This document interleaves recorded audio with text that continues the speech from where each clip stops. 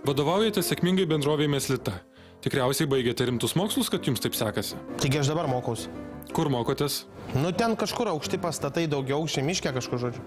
Ką studijuojat? Tai verslo vadyba, nu ką čia dabar daugiau studijuosi? Pasižiūrėjau tas programas, tai ką jie ten siūlo? Biotechnologija, nanotechnologija, chemijas, viskas. Ką, iš chemijos man net nestudijavus, vienintelį dalyką žinau, kad ką, krakmolas, maltos kanopos ir lenkiški tie stebuklingi milteliai sudaro dešros formą ir skonį. Viskas, daugiau nieko nereikia.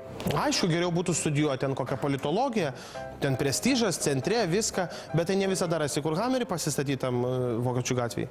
Ar esate patenkintas aukštojo mokslo būklė Lietuvoje? Šūdas ten ne mokslas. Kaip geras daiktas gali būti nemokamas? Šitiek metų buvo nemokamas, nesąmonė kažko. Mano dešos ir už tas mokėti reikia. Tai jūs už mokslą mokate? Aišku, kad moku. Pervedu ten pinigus ir dar per sesiją tai dešų atnešu, padalinu dėstytojam. Tai jie man ten įskaitas, pasirašo viską, sutvarko tos dokumentus.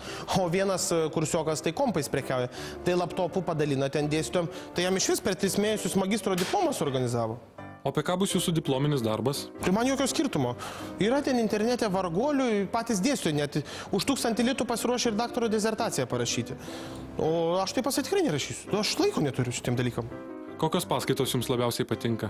Taigi aš nevaikštu į paskaitas, ko man ten reikia. Taigi aš milijonierius. Aš ir taip viską žinau, ko aš ten nemačiau. Man tik tai diplomo reikia.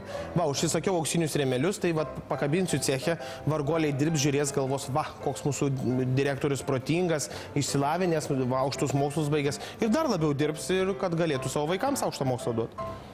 Taip.